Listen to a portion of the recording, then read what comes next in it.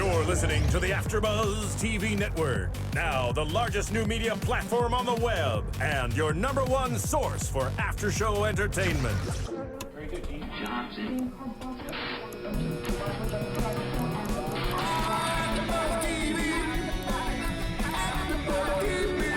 From the AFTERBUZZ Studios in Los Angeles, California, presented by Maria Menounos and Bing.com, and streaming live thanks to Akamai Technologies. This is AFTERBUZZ TV's Teen Wolf After Show.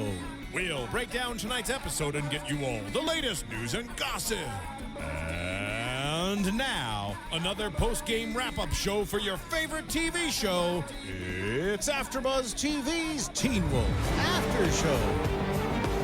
Hello, AfterBuzzers. Bing is for doing, and we're here doing another AfterBuzz TV after show for MTV's Teen Wolf Season 3, Episode 7, Currents. I'm Kristen Elizabeth Snyder, your host. Sitting next to me, Sara Stretton, AfterBuzz TV host. Hi, guys. Across the table, we have Assistant Editor Corey Trench. Hello, how you doing? And our special... Very handsome, Corey. I forgot a few adjectives. Our special guest this evening created and directed groundbreaking music videos that expanded the scope of the music video industry and shaped the way we looked at music videos today. Music videos were originally straight performance videos, but he brought vision to music video world and started the idea of filming mini features with the full production value. Matching imagery to a beat and enhancing the songs with his unique vision, he created and directed music videos for Kim Carnes, Elton John, Billy Joel, Queen, the Rolling Stones, Fleetwood Mac, Rod Stewart, Def Leppard, the Human League, Duran Duran, AC/DC, just to mention a few of my favorites. He created and directed music video for Video Killed the Radio Star, which became the first music video played on MTV ever in 1981. He directed movies such as Highlander, Tale of a Mummy, Residential Evil, Extinction, TV shows such as Skin, Tales from the Crypt, and most recently is the director and co-executive producer of MTV's Teen Wolf. Please welcome Russel Mulcahy. Thank you. I had to say all that. Did I write that or you write that? What thou? I had to say all that just because I want people to recognize who they're listening to this evening. What accomplishments. It's a pleasure to be here. Thank you. This is an amazing set of accomplishments, and clearly you bring a huge contribution to why we all love Teen Wolf. Well, yeah, Teen Wolf is definitely a passion. I became very good friends with its developer and creator and its mastermind, Jeff Davis, and we became very good friends 3 years ago when we ventured on the pilot, and we didn't know we had this thing. He had this thing in his hands, and I joined him, and we just went for it, and it's a thing of passion. It's so crazy because to me, I mean, I listen to your band, I'm just like, wow, the stories. But changing just the format from music videos to film to TV, I feel like when you look at music videos and film, you get a whole picture. It's the beginning to the end. But you go into these TV shows and you kind of have to go in with a vibe, but you never really know the outcome. Like, how does your directing standpoint change for that? Oh, well, I think with, like, for example, like you said, I started off with music videos. And actually, I was a film editor at a TV station, cutting the news. And then I started doing music videos off the hand as a sideline, and then I became known for doing those. And they were like my film school. I was doing like little mini features, and each one was different. They would send me a song, I would just come up with an idea, and each one had its own individual personality. But there were sort of projects because I was a frustrated feature filmmaker, and I just sort of make these little mini feature films. And like I remember like MTV, one of the early videos I sent to them, I started cropping the top and bottom of the frame with black, and to make them look like a movie. You know, so the old TVs were 4:3, right? So I'd crop them. And they would ring me up and say, we have a technical problem. There's black. I said, no, we're blowing it up. I said, no, it's meant to look like that. It's meant to look like a film. And, like we're Hungry Like a Wolf and all those sort of ones, those sort of videos I did. And so then I got into feature films, Highlander, and they let me go wild on that. And and the whole history of Ricochet and The Shadow and Resident Evil. And I was doing a film for Showtime with Sigourney Weaver, Prayers for Bobby. And it was around that time that Jeff called me up and said, do you want to come in for a meeting about this project, Teen Wolf, MTV? I went, oh my God, I used to sort of like MTV was back in my past. Like before my first film, Razorback, was like, like you said, video killed the radio star, and there I was back down in Santa Monica at MTV, and they wanted you back. Yeah, and it was basically love at first sight. It's a genre I love. He is a fabulous creative talent, and we just bonded, and we had this mantra of sexy, scary, and surprising. We wanted to up the antes, and that's the perfect combination, I think. Yeah, and I think maybe this season we're going the scare factor has been ramped up. Absolutely. And speaking of upping the ante, 307 was just very much ambitious and incredible episode. I mean, just talking about the loft scene. I know when you guys shot that was a huge undertaking. That's when Kali and Derek square off. I was going to ask what the biggest challenge was of directing this episode. For the viewers who don't know, Russell actually did direct this episode this evening. Well, every episode is challenging. We shoot them fast and they're furious, and but we have a wonderful family of creative people that just work hard and love the show. But last night's episode was physically challenging. We flooded the set, we waterproofed the set, we gallons of water in that thing for like 3 days, and it all had to be sort of safe with all the lights and everything, and everyone's walking around in gumboots for 3 days, sloshing around. But Carly, God bless her, she was in bare feet. That water was cold. That was cold, and she was bare feet the whole way. The entire time. And the floor started to get really slimy. And she slipped a few times. Yeah. She's a trooper. Yeah.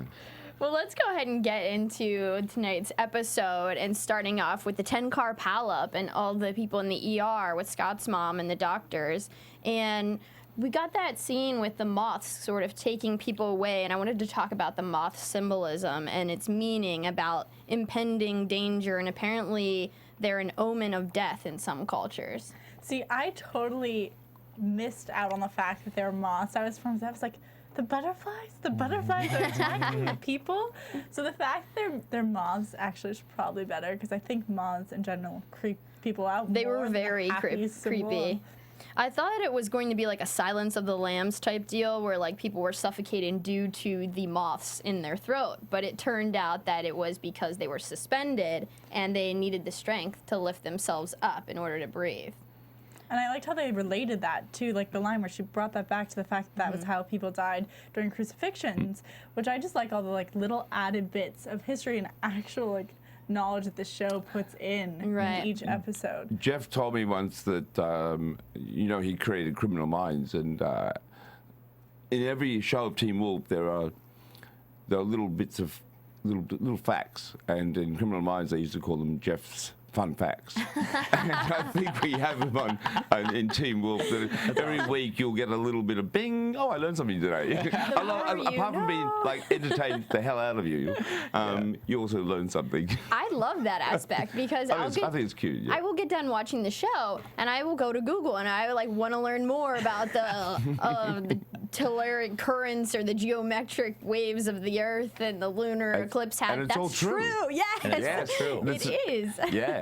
Yeah, I mean, there's werewolves running around the forest, but the other stuff is true. Hey, I have nothing to prove that that's not true. I'm not discounting werewolves either, actually. And just speaking of the moths, though, I kind of wanted to go into, because you were very involved in this, the Eden did our visual effects for all the moths. Yes. And that was something I know you wanted to pay close attention to. Can you talk a little bit about like what you were looking for maybe with? Well, to me, the best visual effects are ones that they don't pop out as unreal.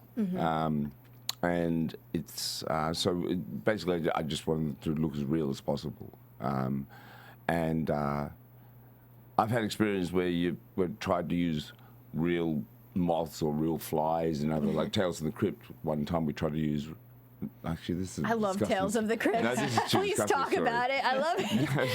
Everyone loves What? that No, show. they want to know. They want to know.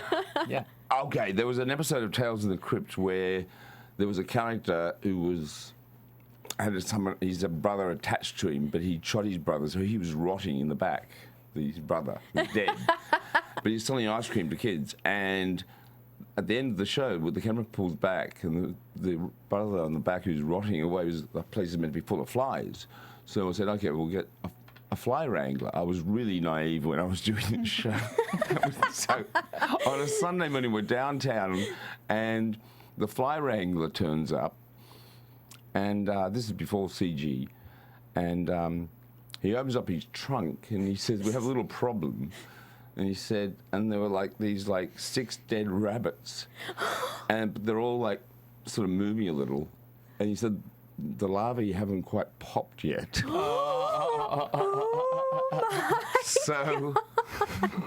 So needless to say. And So that's how they used to do it. no, I don't think anyone's ever done that. I think I was just really stupid. That's great. That's an amazing story. I mean, yeah. He wanted some real flies in there. Come on. Well, I wanted, the real thing. But, Yeah. But yeah, thank God for CG. yeah. Yeah. I feel like we gotta move the Greek yogurt bar so people don't think is we're that long crazy. enough ad? It's It's delicious. I said we need Pepsi and Twizzlers, right? And We should be Starbucks. eating and Starbucks, yeah, for the episode.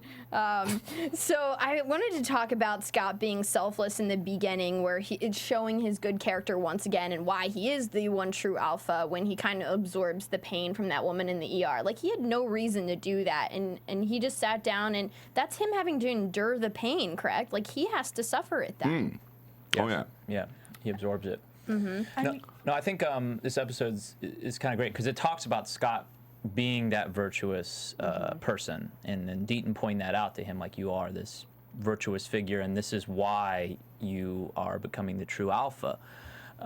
So yeah, that's just another example of Scott's virtue and wanting to take on other people's pain, which I thought was a good metaphor in general, because I think he takes on the burden of a lot of his pack, if you will. So With Isaac living with him. And exactly, I think he's sort of like a Christ figure almost, in that he just sort of takes on all the whole masses and just different people that need help. You know, anyone that needs Absolutely. help, Scott's always there for them. So that's just another example of what That's what kind he of the does. statement of Teen Wolf. I feel like it promotes the good, and it's such a great example for teenagers who love the show to see that that's the lead character that they're rooting for, and he's the one who's always like the good guy and trying to, remain pure, if you would, and do stays the right thing and humble. make the I right mean, decisions. He's always so humble about everything, and like you could see that also in his relationship with his mother this episode. Like when she was the one to save Danny, like you saw him be thankful for her. You saw him like look up to his mom, and As like she was a real hero. Like they're used to seeing all these supernatural things, but it was like for once they saw someone who was human doing something, saving a life, and it's like they were in awe because of that. That was a great scene. Talking about Danny, also I thought they might have to turn Danny because of his health issues, and I was like, we don't want him to die, so I was thinking perhaps they were going to bite him, and I don't know if that's going to come in the future. Rescue, yes. Yeah. My original thought when he was limping in was that they were going to reveal a bite. I was like, you're bringing a bite into the hospital? What's going on? And then of course it ended up being the mistletoe. But I was like, oh, I guess that would make more sense. So the twins kind of reveal that they were, staged kind of the she's all that to date Lydia and Danny, and they find out that Danny's not the important one, I guess, but that it's Lydia. So do you think they have to be worried now about Lydia's safety? Because they said they were trying to find out who was important to Scott. I mean, I feel like if they're really trying to find out who's important to Scott, like hurting either one of them kind of is a trick, just because he would go to the rescue of anyone. But what more I got from that is, one, that they are going to target Lydia, but do they have actual feelings for them? Because I when feel like watching they their do. relationships, I feel like each of the twins really does have an attraction and a want to be with them. So are they just playing mind games? Is this just something like Callian has ordered them to do, or are they developing emotional attachments. I think it's just that. I think it was originally in order, but obviously there are both attractive people, Danny and Lydia, so it kind of just comes with it, and they're good people as well, so I think that they're falling in love. But I mean, they've shown in the past that they're willing to kill all their packs, so they're probably willing to kill their significant others if ordered. Well, yeah, it's interesting how, like, in the supernatural elements of Teen Wolf, there is the human element, and then, I also wanted to ask, that human element comes out in the acting, and then as a director, how do you sort of work with the actors to bring out their characters when they're performing? We've been working with these actors now for 3 seasons, and they're growing. Their roles are growing. They're growing. They're developing and evolving. And the relationship between Scott and his mum is very different from season 1 that it is now. Yeah. And she now knows her son is a werewolf, and it's very cool that she's like taken that on and accepted that, and that she loves her son so much, and it's basically strengthened their relationship in a way. And it's, I love that relationship that Scott has with his mum. Yeah, that she's part of the team now. And there's Scott nothing even to hide. says that in this episode. He has the line where he's like telling her has made our relationship stronger when he's talking to Styles about telling Styles his father. Yes. And bringing him into this truth Yeah, zone. let's go ahead and talk about that. Let's get into the where's Deaton topic. And we do get that scene, which Corey actually edited, where Styles... Beautiful job. Beautiful job, when they're Thank on you. the opposite sides of the cage. And it's like, at that Yes, moment, they're yes. at opposing sides. They're kind of... Scott is kind of saying, you have to tell him, it'll bring him closer to you. And Styles is like, no, I want to leave him in the dark. Like, not telling him will protect him. And that he's my father. I don't want to lose both my parents. And Scott's like, you're right. And then Styles is like, no, I'm not. And I love... Can you talk about that, Corey, and kind of the editing of that scene? Well, yeah, I did the first pass on the scene, and the performances were just really strong. Dylan and Tyler just sort of brought this sort of like great weightedness to like the performances. Especially Dylan. Coming to terms with the fact that he, should he tell his father and then risk the consequences of that, but also knowing that it has to be done. Scott's sort of that catalyst to that. But yeah, no, that scene was just. You could see it metaphorically in the shooting of it, because when they're behind the cages were sort of like that sort of like activated that. It was a deliberate visual image to take them into that room and put them behind the cat cages, basically to give that barrier, right, as a symbolic barrier to break. And it's nice to look for those subtle imagery that is not obtrusive, but sort of adds to the scene. Yeah, absolutely. I was really happy that we got that emotional scene with Scott and Styles again, because last week's was so emotional with the Styles stepping into the gasoline with Scott. I'm your brother. Exactly. Yeah. So I kind of felt that, and they both did look still a little teary-eyed in this scene as well. So it took me back to last week, which added even more weight to this scene, and I was so happy that we got that, because I did feel like they were drifting this season, and that Isaac was stepping in on Styles' friendship and kind of getting in the middle of them. So I hope that we continue to see these moments with those two. Oh yeah. Oh yeah, a lot of moments. And I just feels. Feels, a lot of feels. Hashtag. I saw that on Twitter actually. During that scene, there was a hashtag that said Stilinski family feels, and it was like trending. So people were really responding to it. Really? Yeah, no, they were like really feeling that scene, because who can't relate to wanting to protect your family and stuff like that. But before I forget to mention, the entire episode, of course, edited by Edward R. Abrams, ACE, my editor, the one I assist. He did of course a fantastic job. I mean, especially with the loft scene and everything, and just like terrific editing. And we love Ed. I hope he's coming in episode 11 to break down that episode with us. He's probably still cutting it He's probably still at work. High end. High end. Keep cutting. Good job, Ed. So how do you think Sheriff Stilinski will react to his son telling him? I mean, it definitely helps having the law on your side, right? I don't feel like him knowing would be a bad thing. What do you think, Sarah? I mean, I'm a little torn between like what I predict is going to happen to him, what I don't, because obviously I want Styles and his dad to keep their good relationship, and having someone who is part of the law is going to help them keep it a secret, and it's also going to help his dad with his job.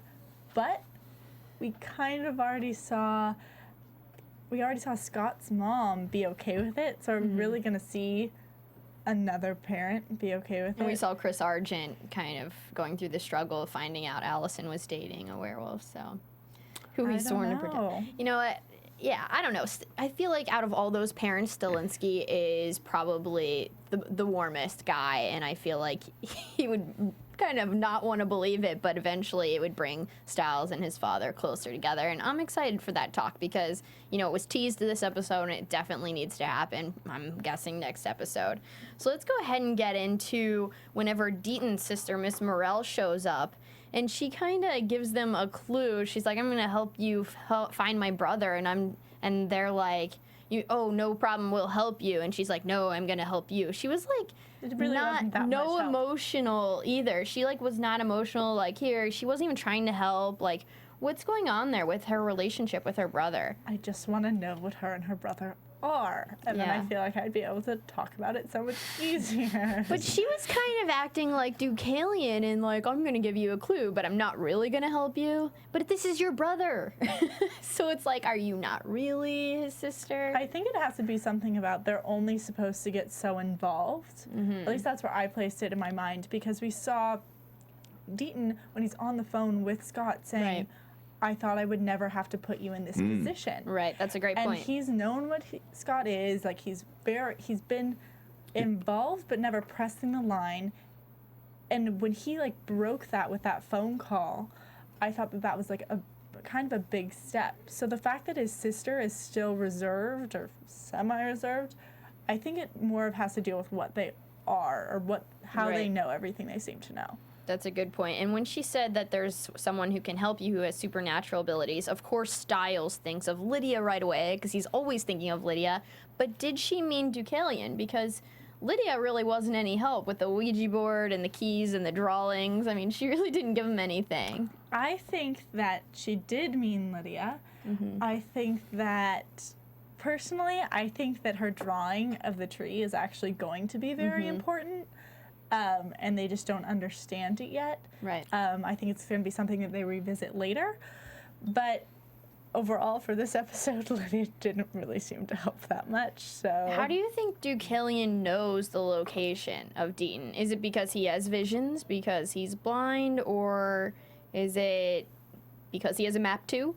I know we can't turn to you guys because you guys don't give it away, but in my mind, this is my biggest question right now, is who knows what, and how are they connected, and what level of knowledge do each of them have? Because I think we've grasped at the point that obviously the Argents have a story to tell, and that even the people in that family are operating at different levels of knowledge, and it's coming out, and who's he going to tell this story to? Is it going to be Allison? Is it who knows? So we have that, and then we have also Deucalion and all of his team. And I want to know where they line up, where they connect. Are they sharing information? Is this a plot together? But to me, it's a giant question. Well, I think that's one of the very entertaining things about this show, is that it's like this extraordinary jigsaw puzzle. Not only is each episode each episode has like 3 different storylines going along at once, and you're each going at the same time, and you're jumping from one story to the next, and da-da-da, and then each road eventually joins and meets at the end. But amongst that's in the smaller picture. And the bigger picture, there is this bigger jigsaw puzzle, which is finally the pieces are coming together. And they will. Yeah. And then, wait and waiting. Some is good just surprises so coming. difficult sometimes. We have to learn along the way. But my God, you are paying good attention. I try. So is it that Lydia still can't control her supernatural abilities, or do you think it's just a matter of her owning it, like Scott Like some self-acceptance. in there. self-acceptance with Scott accepting to be the one true alpha, and like Lydia accepting her supernatural abilities? Do you think she just can't control it yet, or it's a matter of her not owning it? I think it's definitely a matter of her being in denial of being, being some psychic. paranormal person. Being an amazing artist, by the way. That sketch. Yes. The Lydia. tree. She's very good at drawing trees. Very good at drawing trees. Yes. That's what I learned. Yeah. Hopefully she saves those drawings in case we have to compare them later. Yes. It's so. What is so weird about this is that we're filmed all 12 episodes, and we start shooting the next 12 in next week. Mm-hmm. Oh my God! I've just come from a production meeting, and So and you're asking questions, and we sort of know the answers, and we can't say a thing. Can't say anything. It's just. We'll see you in a couple weeks, and you'll be like, ha ha ha. I'm wondering what questions are going to get solved this 12. And is there going to be a break on MTV before we get the second 12? Is there going to be a hiatus? Oh yeah.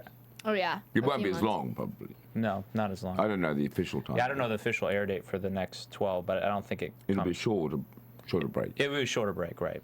So you'll be able to, you'll feel a little anxious at first, but it will be coming soon. Your questions will be It'll be answered like- on that. I'm like, no, I just want more, and it's like you'll get more. Don't believe me. I have so many. Like, I feel like Yeah. in episode 3, I was waiting for Deucalion to shift, and it still hasn't The happened. demon wolf is coming. Do you think if Styles was to become a werewolf, he would actually get the girl, aka Lydia? I hadn't thought of this at all. What do you think, Corey? Would he get the girl becoming a werewolf? Gosh, wow. I've never thought about that before. I feel like it's not going to have to be up to him being a werewolf. I don't think feel he's. I don't think he's that concerned with that whole thing. He's just solving crimes at this moment in time. I mean, it's not a priority, but I feel No. like when people have become a werewolf, it's sort of, It comes with becoming a werewolf comes with its baggage, Yes, definitely. and I'm not sure whether Styles wants that baggage. I don't. But it does It's help got good their things. lives It's a got lot good too. things, absolutely. And I feel like that's something he's always wanted. So I didn't know if it would make him, more attractive to her now that he has all these powers and is strong. I feel like we have to look at Boyd in this instance, and how that's what he sought, and it did not end too well. Although he said it was worth it or whatnot, Yeah, in the end. he did die. Corey, you were gonna say But something. with Aiden, being a werewolf, Lydia's also drawn to him in such a, and she knows that he's She loves the villains. I like one of the it. villains. Yeah, I understand. Bad boys. And now bad boys. I mean, she liked Jackson, Yeah. the lizard. But she was drawn to both of them before they became supernaturals. But what I think is or before she interesting. knew they were supernaturals. What I think is interesting, as opposed to Jackson, I think Lydia takes more control of the relationship because in that scene she turns him away. Absolutely. Yes. Now that's interesting. Now, Yeah, she has grown. yeah, she's I kind of think- owning that. Yeah, I in a think way. she's brilliant, and her power, I'm not sure that it's going to be strength, but she's so smart. I just feel like she's her own strength in being, a lot wiser. Like she says to Aiden in that scene, that's exactly what 2 dumb students would say who are about to get burned to death. That was Yes. such a funny scene. I mean, right there, she's putting herself on a level above him. And she's clearly the one in control in that scene. So I wanted to go next to the Deucalion Scott scene, which Corey again edited and also supervised by Ed, who edited the entire episode. Deucalion kind of confirms for us that the Alpha Pack was not involved with the Druids, but he wants Scott to kind of impress him or try to get the cane from him, and then he'll tell him the location. How was editing this scene, Corey? Oh gosh, it was so much fun. Editing a fight scene. It's kind of funny because it's a fight scene, but it's also a game of keep away. It's like a little cat and mouse sort of thing. So you get all the cool flips and the cool moments, and you just kind of pick what those moments are, and you just put it together, and then you try to as much as possible just cover up the fact that obviously the stunt doubles, but it was quite a fun scene. That was really fun scene just to put together, because not only is this the first time that we've seen Scott do his aerobics, like I've never seen him. I mean, aside from the fact in 201 he does that huge leap across the chasm. The chasm. Right. That's probably the only time I've seen him do something like a huge leap like that. But having him do the flip was kind of cool too. But also, the other great part about it is this is the first time Deucalion and Scott have fought. They've fought together. And, It was more of an elegant fight. Yeah. Right. Yeah. It was more of a gentleman's Yes. sort of challenge, yeah? Yes. Do you Like a direct- duel, or so a samurai thing, and was sort of had a cool factor about it. I just yeah? feel like he's Yeah. like fencing or something. Right. It's that very like, or if you ever watched. Yeah, but it had that sort of like, he just stands there and he's had like, that Japanesey music. Yeah, the It was- music by Dino was really great. Dino's, extraordinary. I think Yeah. what we've learned is don't go in the music room. Bad things happen. Yeah, I love Yeah. the music room though. It's always my favorite scene. But I think that fight sequence we had about an hour. I think I had about an hour and a half to shoot that. Wow. Which sometimes I think I put my rock and roll hat on, turn the hat backwards, and I go, okay, let's go for it. And you know, the adrenaline factor kicks in, and you shoot it fast, and it becomes rock and roll. It's good. So you're also there directing the stunt doubles as well as the characters themselves. So are you? But Scott's in there quite a lot. If you look closely, Scott does quite a lot of that action. Yeah. Oh, No, yeah. he does. great. He Oh, yeah. does. Yeah, like skills in there. Heckland. Heckland's, it's hard to put him away sometimes. You say, no, you are not jumping. You are not. So get down. That's great.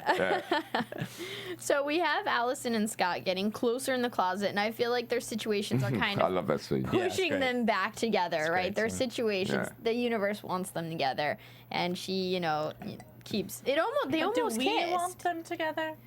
I feel like they've got priorities right now, and they should just like let it work out when it's gonna work out. And I don't want to push it because we were kind of busy right now. We don't have time for romance. They're We're making a working. good Yeah. ally team. Yeah. Yeah, no, I think that's bringing them closer together, is being able to respect each other and the level of work that they do and how they both can contribute to both the issues. Because before, Allison wasn't a huge part of it, and then finding out her family history and everything, she has a major role now. And then with Gerard coming in the picture, she is obviously going to be a window for Scott to get to that world and find out secrets. So I also wanted to talk about the map and how Argent, has like these 12 markings, and where basically Beacon Hills is a beacon, and it's got like these energy fields where there's a lot of energy coming in, especially it's affected by the lunar eclipse. And so they know where the bodies are going to be found. And I'm guessing it's because like the moon obviously brings in extra power, and so that's helping with the sacrifices that the druid is trying to get these special powers from. But how does Argent have this info? Is it from Gerard, or like this map with the UV wand? How did he get that? I really don't know. liked the UV wand. But I think that's part of our question, and I think that we are getting that at least some of this knowledge is coming from Gerard, but he's also been tracking them. We've watched how he went to the Derek's fight scene when he thought Derek was dead. Like, we know he's snooping around. We saw him show up at one of the sites where the body was found too. So I think he is doing footwork, but I think he's also maybe getting hints or knows a slice from Gerard. Right, because we get that scene where he's like, next time you're going to tell me the truth. So he's obviously giving him pieces of the story, but not everything. And I really enjoyed that Styles and Danny dream sequence scene where he was telling Danny to take responsibility for his dreams and that this was just a dream. Yeah. That was fun. How is it directing Styles mean, as a character? I feel like everyone just loves him.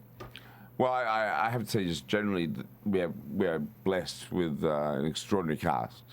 But Dylan, Dylan is just an extraordinary gentleman, young man, and an extraordinary actor. And that scene is quite wonderful. And the fact that you can hold on a shot where he can like leave frame, keep the other character out of focus, and he'll pop back up into frame, and the slightest reactions, his timing is quite impeccable. Yeah. So delight to work with, but like the rest of the cast. I know a comedy and You're very delivering lucky. and delivering comedic lines is a lot about the timing. Is there any like bad habits that you've come across in actors in general that you find it hard to break that they have? Not even on this show, but just in general, a bad habit that you have to somehow break to direct them? I can't think of Rocking his anything right brain, now. rocking his Yeah, when they say line, they don't remember their line. Oh yeah, yeah. Well, no, I mean, sometimes it happens with all actors, and then I mean, sometimes they'll go off script. They'll go away and they'll go into a bit of improvisation, and it's okay for a couple of takes, and then you'll say, okay, let's do one as written. Get back to the script. Otherwise, Jeff is not going to be happy. Right. But they're allowed a couple of takes where, okay, go for it. If we've got time. Yeah, right. So Danny has this map too, and it's because of his He's a brainiac. his homework and his project that he did for Mr. Harris's class, the terlucular occurrence. Yes. Telluric And Mr. Harris Telluric. made some comments on that, yes. Yeah, and Not suitable for class. No, not suitable for class at all. so Danny was on to something. How does was this just like by chance that he was writing this paper? Does Danny know something? Does he have a supernatural power like Lydia? I mean, I was stalking it up to chance, but I didn't realize he would be so affected by mistletoe either, so Right. who knows? And we eventually find out that Deaton is in the vault, and Scott's going to go save Deaton. But I thought that Scott was going to have to choose between Derek and Deaton. But it turns out that they can send Cora. Luckily, he has friends. Yes. Yeah, this isn't a Dark Knight scenario. You don't have to choose. You can have both. So, Or supposedly, you can have both. supposedly, right. There's, not without consequence, as seen in this episode. I loved the superhero Jeep scene where like Lydia looks over at Styles Yeah. and like that music. It's like the heroes are on Yes. the way. Yes. Great. I yeah. felt it. I loved it. There's a whole sort of great range of music in last night's episode. I mean, even if you talk about the scene with Styles in the hospital, it actually was very reminiscent of 60s The Saint. So there's a great sort of like mixture of music, yeah. Yeah. It's pretty great. Since you've had such a history and worked in music, do you ever go into like Dino and Laura and say like I have a suggestion, or do you work with them at all? Occasionally, but Dino's really got such a grip on the show, and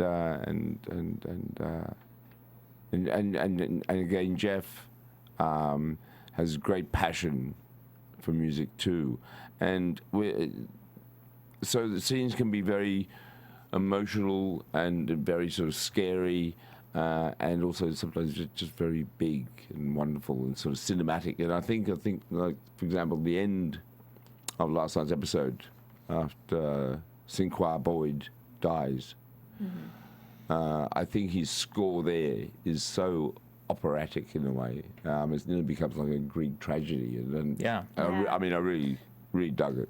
It was quite a wonderful score. Yeah, and that's, I think, the biggest challenge, because we might not have spent as much time with Boyd as we had the other characters, and I think in his death, I think probably one of the big challenges was like, how do we feel sorry for this character we might not have spent as much time with. But the score, like you say, Russell, is just, it draws you in, and then just the performances and the editing, it just all comes together so well. Yes, I mean Boyd was a character that a lot of people liked very much, and wonderful man, great actor, and but in these genre shows, characters have to die sometimes, Right. Even the good ones, and I think the music paid great homage to that scene, and great respect for that scene. Absolutely. It's a sad way to die, though. I mean, By your, placed on there. oh yes, and so by your sad. pack leader, no less. Yeah. You have to that's clearly going to affect Derek. Derek was a little upset by it. Yeah, I have a feeling that he's going to be changed from this. A little traumatic. But A little traumatic. we see the Mountain Ash keeping Scott from Deaton, and thank goodness Sheriff Stalinsky put his skills to use, and he realized they were at the vault. It was a good shot. Yeah, Yeah. that was a great shot. Marksmanship, yeah. And he gets Deaton down, and then so Deaton's the first victim to actually survive being taken. Perhaps He had about a minute to go. He was Right. He was close. Yeah, he was out of strength. He could not lift himself anymore. But do you guys think he got a glimpse of the druid or had some other clues? Because he's like the first survivor. Because normally once they're taken, like that's it. They're going to be found. So maybe do you think he got a glimpse of something? I mean, I guess we'll find out. I feel like he has some owning up to do next episode. But he better tell us some things. Yeah. Like, What are you gonna say? Well, I was going to say he did get a glimpse of Scott's eyes. Yes, turning. finally. He is the first non-werewolf, yes, who has witnessed. But I mean, he's known about Scott. Yeah. And there's many unspoken things that but he now realizes Scott is a true alpha, Right. one from virtue and character. Yes. And but what I love about that scene is that from the first time he met Scott, he knew it.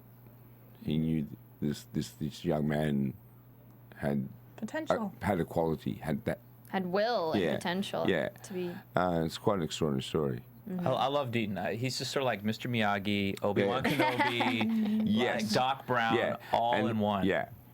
And I think even in the pilot, it was never really intended probably that his role would become so important. Right. And he's such a terrific actor, and Yeah. yeah, Seth and Gilliam, it just great. grew, and it happens in many times. I know, like say, in a number of shows, like in Breaking Bad, for example, the co-partner, the young guy, Jesse. yeah. Was actually going to be killed off in some of the earlier episodes. Yeah. And he was so good, they Rewrote it. they kept him in.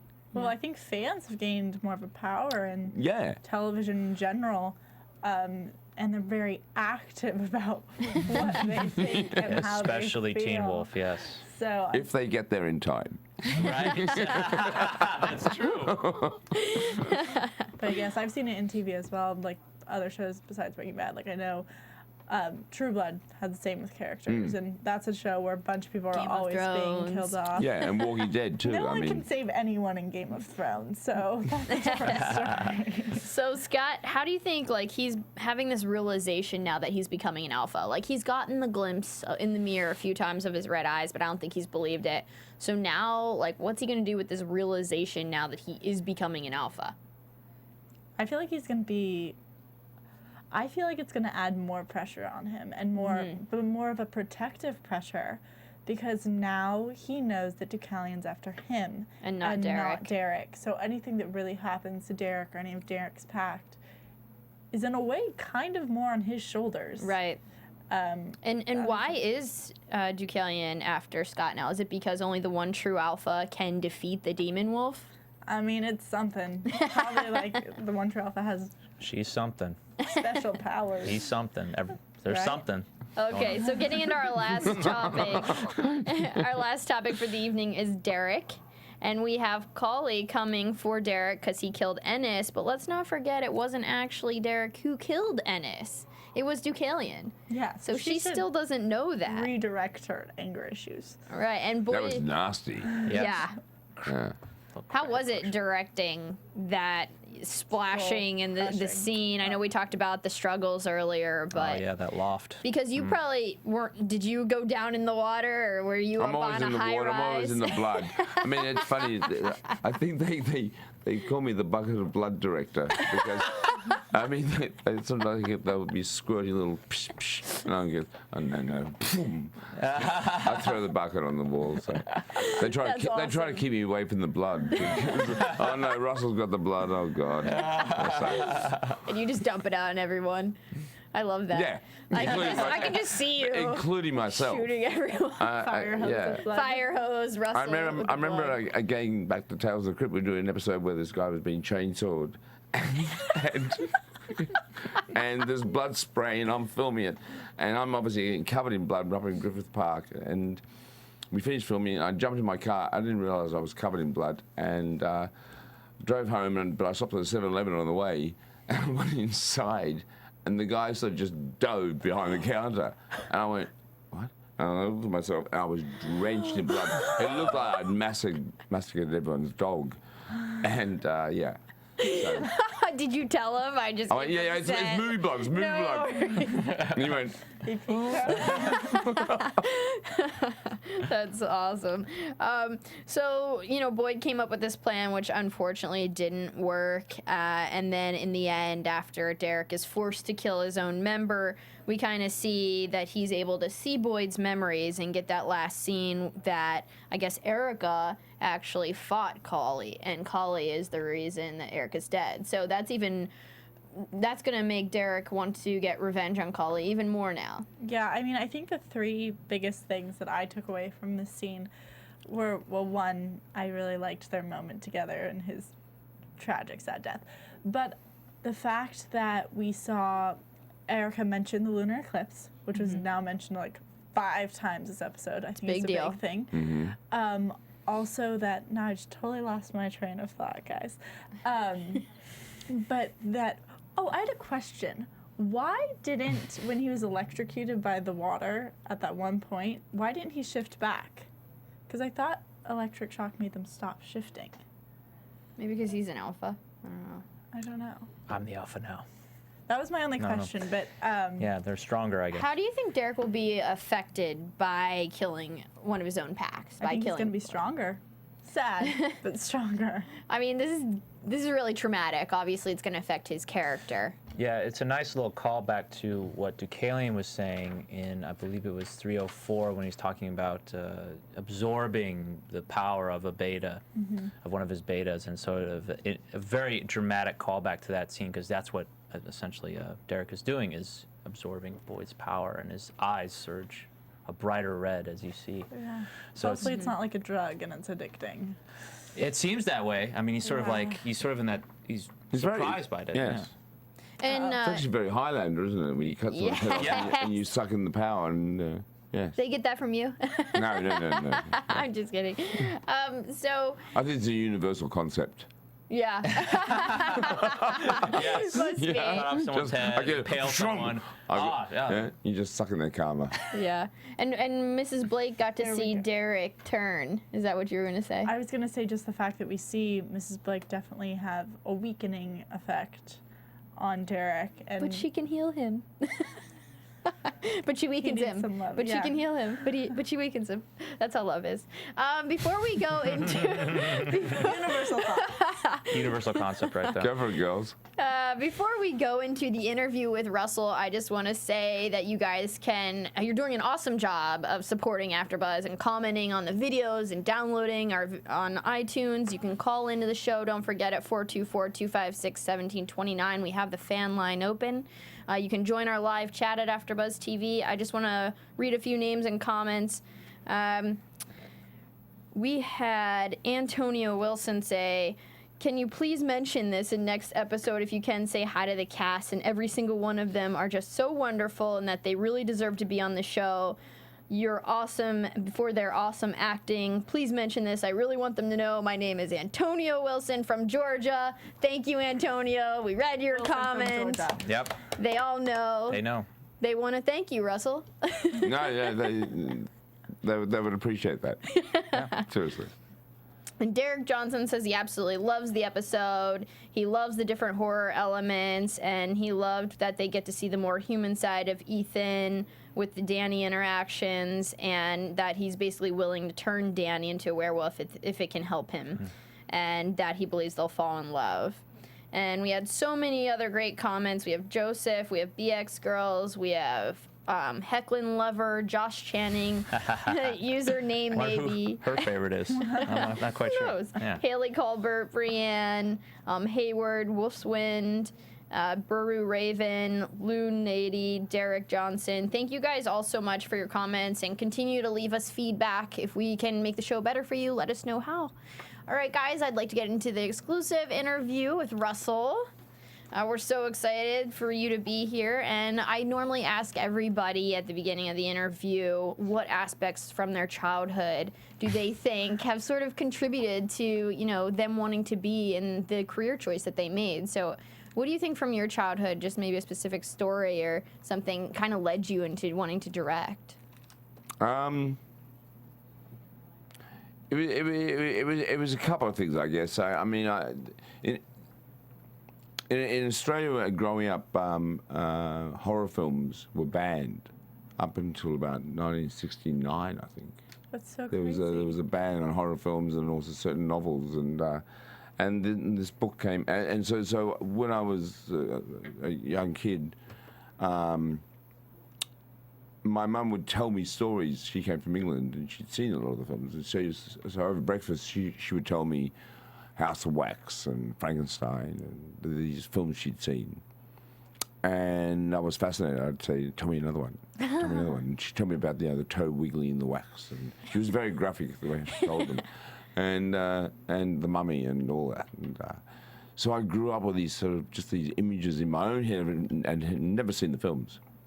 And then the ban was lifted, and there's a flood of all the films, and I saw them all. But it wasn't until I went to the drive-in cinema and saw a film called The Seventh Voyage of Sinbad, and it's sort of a hokey. No, hang on, I should not say that word. My God, Ray Harryhausen. But as soon as I saw the Cyclops come around the cliff, and I was like 9 years old or 8 years old or something, and I went, I want to be able to do that. And it was from there, you know. I bought an email camera. I was like 12 and started making little films. Do you remember the plot of one of the first films that you made? Yes, it was called Vampire Island. It starred 3 people, but one of us had to operate the camera. So there's only ever 2 people in shot. So it'd be like 2 guys were on the beach, and then I'd crawl on the beach. And we had fabulous cardboard teeth, and yeah. But it wasn't quite finished because one guy jumped off a rock and broke his foot, and the film. You should have filmed the that film was part. wrapped. Reality.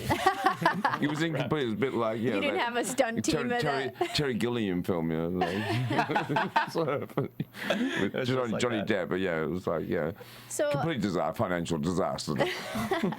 talking about your earlier work, as a writer, I sometimes feel like I should go back to some of my earlier work because maybe that was a good idea. Do you feel like, as a director now, do you ever like reflect on ideas you had when you were a kid or your younger work and try to recreate that and come up with projects to incorporate those ideas? Yeah, I mean, during the hiatus, I think between, actually, I think it was between doing the pilot until it was picked up. I actually wrote a film called Bait 3D about sharks in a supermarket.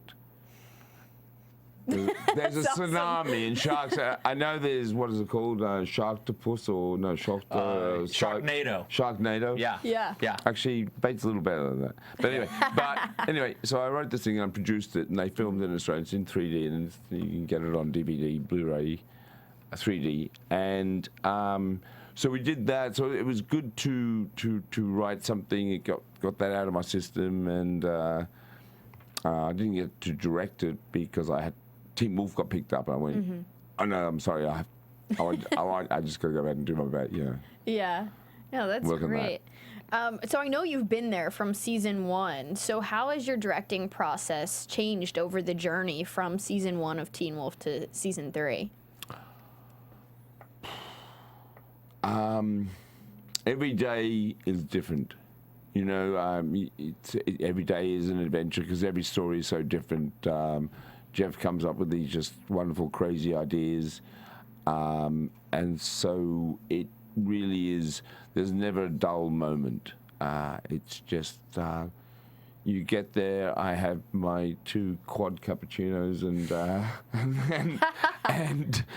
we just go for the 16 hours, bang, and What's one of your best memories on set of Teen Wolf? Or in general? I think it was. There's a photograph of Jeff and I standing outside on the pilot on day 1, and we're about to shoot our first scene, and the makeup trailer behind us is on fire. And we went, this is a good omen. And then on the same pilot, we're down in the gully in the forest shooting the scene, and there was a flash flood. And I said, no, keep filming, and the rain's pouring down, the river is rising, but it was pitch black, and da-da-da, and eventually the producer had to grab me and pull me out of there, and there's people trying up this mountain, and people getting run over by ATVs, and we lost not lives, but we lost a lot of lights, and Oh no. yeah. It was an escape from a flooded valley. It was quite extraordinary. So you are And drawn to many natural so then the disasters. actual scene of the girl when he's got the in the pilot in the first when he's got the iPhone out and he's looking for the body, or he's looking for his inhaler, and he finds the half Body. corpse. Yeah, that body was actually shot in the catering tent because it was raining so heavy outside. Oh, wow. So Jeff and I got a shovel and dug a hole in the ground, and we got the girl covered, put the prosthetics on it, and we shot her, moved the dinner tables aside, shot that while it was pissing down with rain. Yeah. Wow. So yeah. That's awesome. Make it work. On-set You just got to make it work. You got to go with the flow, and sometimes you make it work with smoke and mirrors. And you just. But the most important thing is to tell the story. Tell the story well. They're great scripts, and my responsibility as a director is to tell it as efficiently and as entertainingly and as visually interesting as possible, and just have much fun doing it, and create that sense on set too, because we have a lot of creative people on the set and in post production, and this guy did an extraordinary job in those scenes. Thank you. I didn't even know you'd cut them. Oh yeah, no. Until I saw them, and I went, wow, you did a great job. And he said, I didn't cut them. Corey cut them. Oh, that was nice. Yeah. Man, Yeah. you got a job. Thank you very much. No. Russell, Right. you've worked with so many artists as well. What's like your favorite music video that you ever made? You've made so many. My God, I like the Wild Boys, only because it's attached to a novel that I really want to film, The Wild Boys by William Burroughs, and I had the rights to that novel for a while, and then Duran came and asked me to do the song, if they could write a song called The Wild Boys, and I said, yes, as long as I can incorporate some images that I want to do in the movie. And so we did the video. So I'm quite attached to that. But then just being good friends with Elton, I like most of the Elton stuff I did, like I'm Still Sandy, and that's what I called the blues. Yeah, Billy Joel, Allentown, yeah, whatever. That's awesome. What's one of your goals or another project that you want to do in the future? I know you said you wanted to film that The Wild Boys, book. yeah. Is there something else that you kind of look as a future goal that you want to accomplish? We're working on a thriller horror film, so hopefully like next year we'll do that in one of the hiatuses. But yeah, I mean, thrillers, suspense, horrors is a great genre that I love and adore. So yeah. We all do. Russell, thank you so much a for pleasure. being here Thank you very tonight much, and Russell. all your contributions to the show. We just all love this show, and it's thanks to you and the other great cast and crew members. Well, who put your make the show seatbelts so on great. because it's you're in for quite a ride for the Yeah. next 5 episodes. Oh, yeah. Yeah. Let's talk about the next 5 episodes. Sarah, what predictions do you have? We can go ahead and roll into predictions. I think I've kind of hinted at my predictions already. Do we need spooky music now? We get do. spooky music. AFTERBUZZ TV predictions. Oh my God, you've got it. Yeah. Yeah, something else, right? I definitely think that Deaton's going to have to come clean about what he knows a little bit. I also think that we're going to get more information about the lunar eclipse, or that's eventually When that happens, I think that's going to be a really big episode or a big factor. And I really think that the tree that Lydia drew is going to come into play somewhere down the line. So I think those are very good predictions. I think next week we get to see that Derek was changed by a girl, and we get to see his past. And I feel like he's being changed by Jennifer Blake now, so maybe there's some parallels there that we'll get to see. And Scott goes to Gerard, it looks like, for the truth and maybe some advice about the story about Deucalion, what's going on. And he says that Deucalion can't be beaten, but I also don't think that he knows that Scott's the one true alpha, so that will help, I think. And my last prediction, I think Scott's mom and Styles' dad, I think there's some romance there, and I think she's going to help Stilinski's to become real brothers? I know. Well, real brothers, yes. No, I think that she's going to help him cope with the truth about the werewolves in the town. So maybe some romance will stir out of that. That would be interesting. All right, guys. Well, that's it for this week. I'm Kristen Elizabeth Snyder. You can find me at Cinematic Escape on Twitter, or you can bing my blog, Cinematic Escape. Sarah, where can we find you? You can find me here next Sunday for True Blood.